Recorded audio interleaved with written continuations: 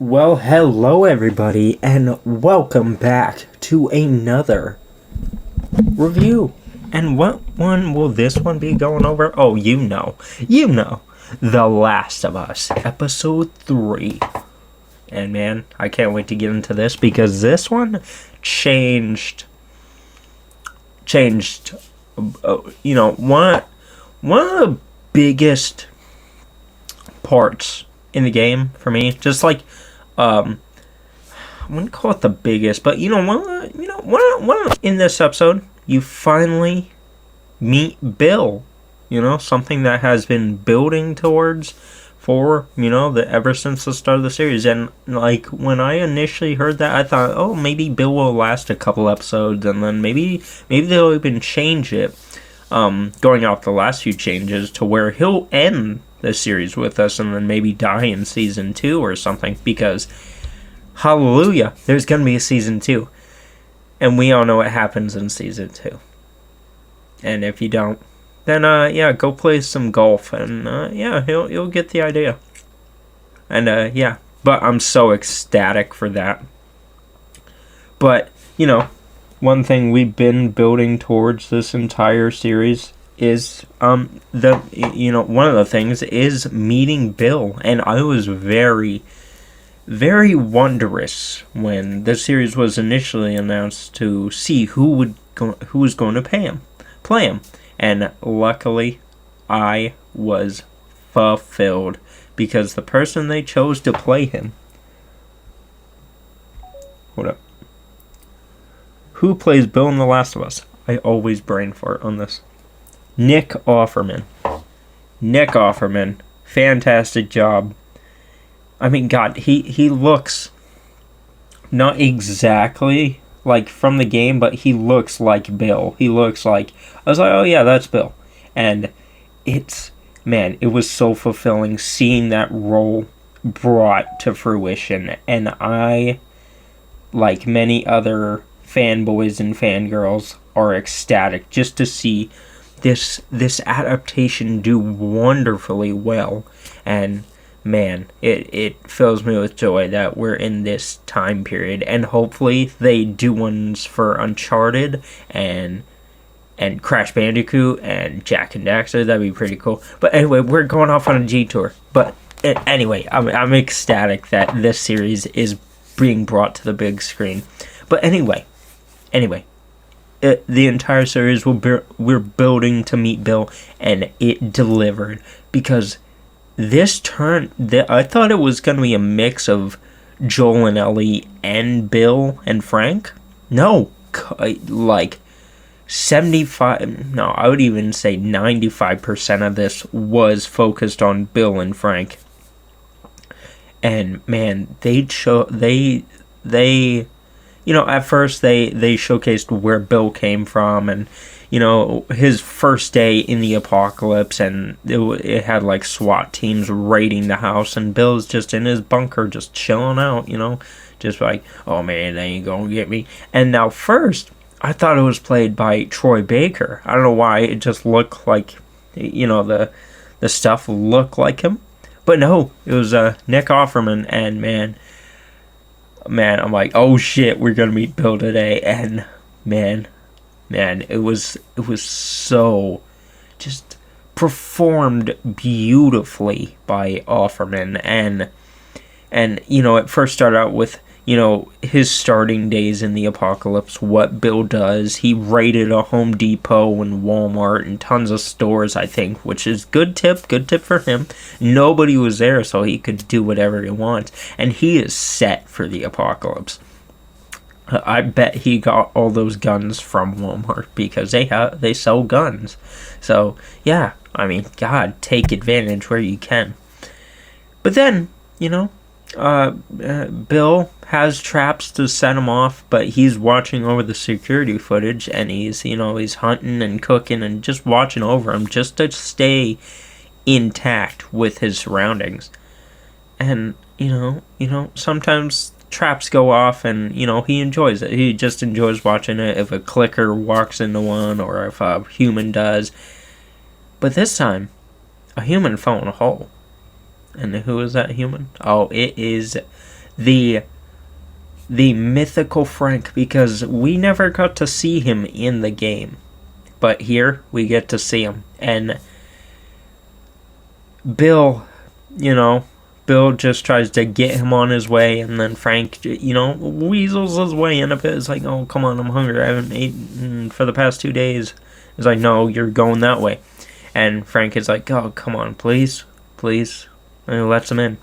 They make some dinner, and they have wine, and then they go to the piano, and Frank tries to please him, but then Bill, man, Nick Offerman performs this beautiful solo.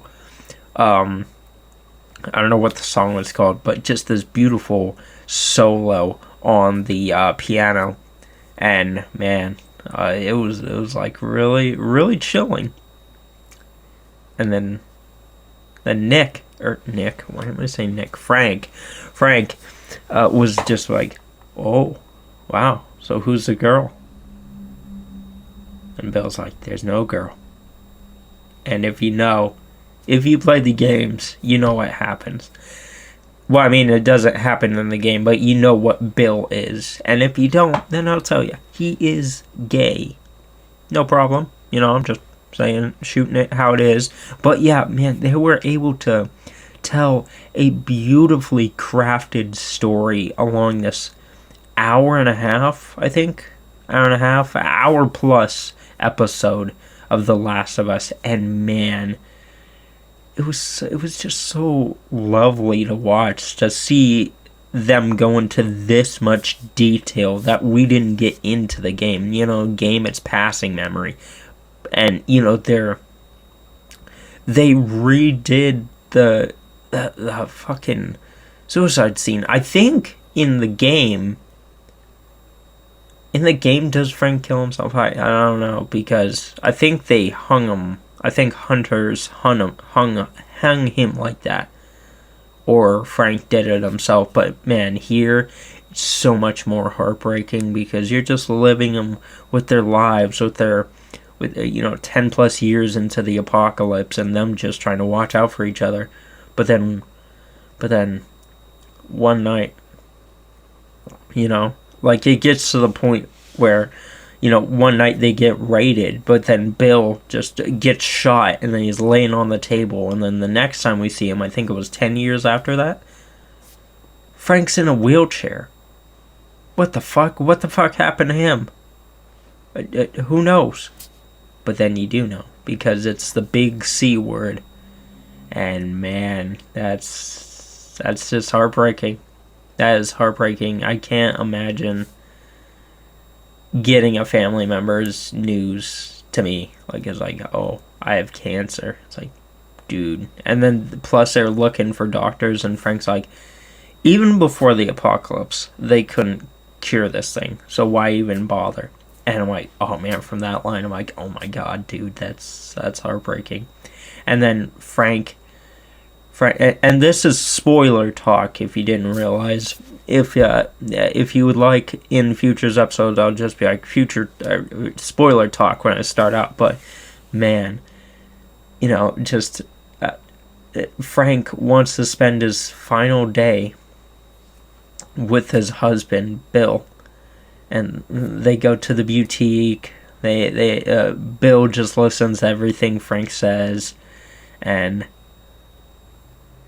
man, it was really like, oh man, damn, dude, he asked you to crush up his poison and put it in his wine. But what did Bill do? Bill did that, but then also to himself, ladies and gentlemen. And he just replied with like, I'm fulfilled. I'm gonna die with you. Without you, I have no purpose. And man, it brought a tear to my eye. It brought a tear to my eye. I am so happy that they're taking different takes on things and going into detail about things that we never got in the game. Who knew that Joel tests Frank and Bill were friends, like really good friends. Like, we knew Joel knew Bill, but that was about it. And then, man, dude, like, Joel and Ellie, the episode ends with Bill taking Frank to bed. And, they locked the door because they didn't want and opened the window because they didn't want the house to smell. And, man, Joel and Ellie fall upon them. Not like they see them dead, but like they come across the house and looking for them. But they can't find them. And Joel's like, well, they're not here, so they're either dead or they left. And then they find Bill and Frank's suicide note. And, man, it made me tear up hearing Ellie read it out. Because the finishing line was, make sure you keep Tess safe. And if you didn't watch the last episode, then well, you can't really do that. And, yeah, man, but, oh, man, I'm really excited to see where this series goes. But it ends off with Joel and Ellie leaving off from Bill's house with the car Bill left them. And, man, I'm just so pumped for next week's episode. I'm so pumped for all the other episodes. And, yeah, such a beautifully told story within an hour and a half. And I'm so happy. Like I'm going to say again, so happy that they're not just copy and pasting the game. So happy they're going into detail and so on and so forth. And, Neil Druckmann is a producer on this, right? So right there, it shows me that he knows how to, tell a good story. He gives ideas and so on, and he's not interfering, he's not changing things up, with 100% respect to him. And it just makes me wonder, it's like, damn, dude, whew, I wonder how season 2 is gonna go. I just wonder. I'm so excited. I'm so happy I'm able to experience something like this. And I'm just happy. Another 10 out of 10 episode for me. Just so happy that video game adaptations are starting to get the respect they deserve. Now, with that said, what's going to happen at the end of this series? I think we all know, but what will they change? Will they change anything, or will they keep it majorly the same? We will be seeing, ladies and gentlemen, but until then, have you seen the 3rd episode of The Last of Us? Please tell me down below. I would love to hear your all's thoughts and opinions and so on. And with that said, ladies and gentlemen, I'll see you on the next one for another review. Bye-bye, and have a good night.